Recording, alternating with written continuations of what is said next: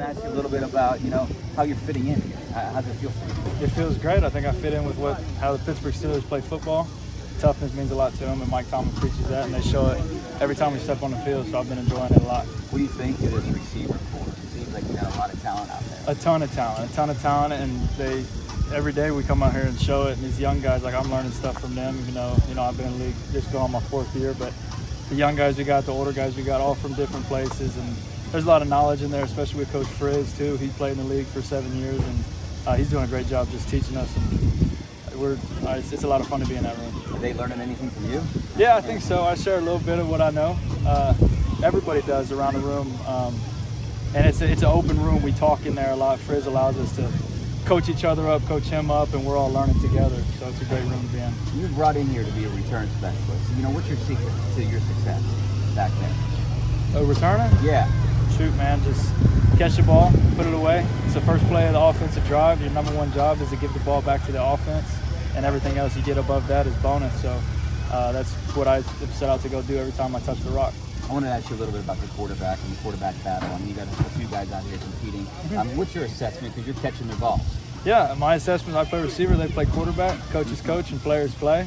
So I go out there, it doesn't matter who's in the huddle, they've all been doing a great job getting us lined up and throwing us good balls. That's why receivers look so good. Can't look good without a quarterback throwing you the ball and without an O-line protecting up front. So I just try to do my job. Special teams obviously a big part of your game, but to go out in the preseason, make a couple plays, score a touchdown, how big was that for you to put that on film? That's great, and it might surprise some people, but it doesn't surprise myself. Like, I have goals. I set out to do things on the offensive side of the ball week in and week out. So, it's just what I'm trying to do. I'm trying to play ball. Where's your fit as a receiver? Do you feel like you're a slot guy, or what's that mean? That'd be a question for Coach Canada. Wherever they tell me to play, ZF or X, I go in and I play. I've played all around in camp so far today. We've all moved around, so my fit is wherever they put me in at. When you talked to Mike when you were signing, did he say that the game plan was you were going to be heavily involved in offense as well? Or? No, we didn't talk about that. He just told me I'm going to be a Pittsburgh Steeler. He's giving me a good contract and one that made sense for both sides. That's pretty much it. And I came in and I just worked. I don't assume nothing.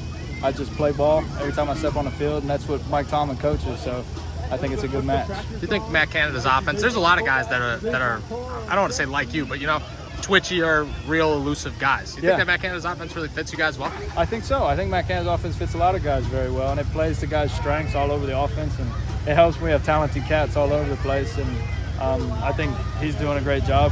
His job is to assess me. My job's not to assess him, but I think he's doing good. I think Danny said he's worried that you might kill yourself off there returning a kick or a punt. Is that a term of endearment to you? Yeah, I guess so. I mean, Danny, he watches every preseason clip all around the league, so I'm sure he's seen every time I touch the ball the last 3 years in New England. So he knows the way that I play and the way that I run, and I mean that's kind of the way that he coaches. I think Danny's going to kill himself the way he coaches. So I mean, it's vice versa. Now you had 9 catches 3 years in New England. Sure. See what you're doing out here and see what you did in Seattle. It does not make sense for us watching the fans. Explain why that didn't happen in New England. That ain't for me. I'm not talking about New England. That was last year. I'm focused on Pittsburgh, and I'm a Steeler now. So leaving the past in the past and looking at what's forward in New England. I mean, in Pittsburgh. I'm sorry. I said I was done with New England. Yeah. I'm in Pittsburgh. Yeah. Mark, do you like the role, the potential there of getting involved in the offense? Absolutely. I want to have the ball. It's the biggest high in the world when you have that rock on Sunday on an NFL football field. So anytime that I can touch it, I want it.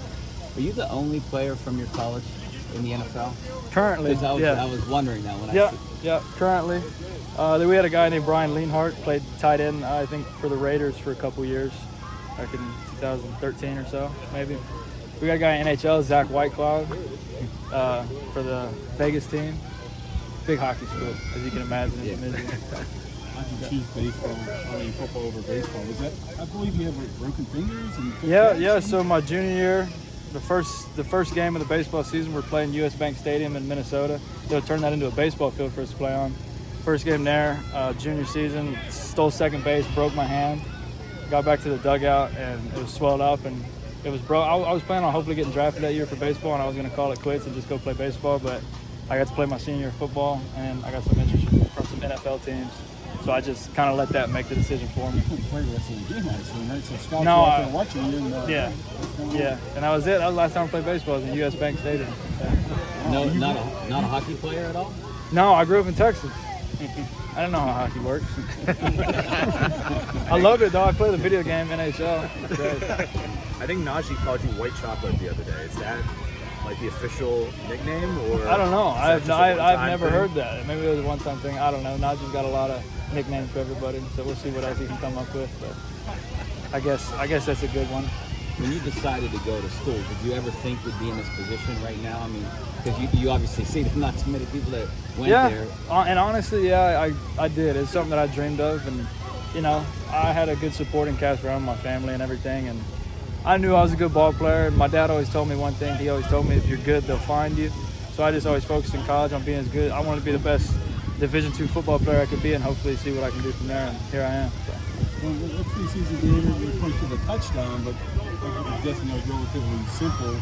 Yeah. But the other one, where you made the move, is that the one that shows your ability, your talent, and your skills to be able to catch it and make the move and get 25 yards? Yeah, is that what it looked like to you? It was a good play, wasn't it? Yeah. It was third down play, and Mitch put the ball on me. O-line did a good job protecting up front, and I did with what I could with it when I got it in my hands. In the touchdown, it was just... Yeah, I was running butt-ass naked. Yeah, they messed that one hard up. ones to catch, you know. Some say they're hard. No, some say not they're really. You're hard. just waiting for it to get there. You're like, hurry up and throw it. But, yeah. What does it say? I mean, there's like a mindset that if you don't go D1, you're not going to make it. Like, Who told you that? Well, I'm just saying that's like, there's some kids that feel that way. Like, Sure. if I'm not D1 and I'm not going to make it. I mean, Yeah. you're kind of proof that that's not. That ain't not true. That ain't never been true. And that's a terrible way to think of it.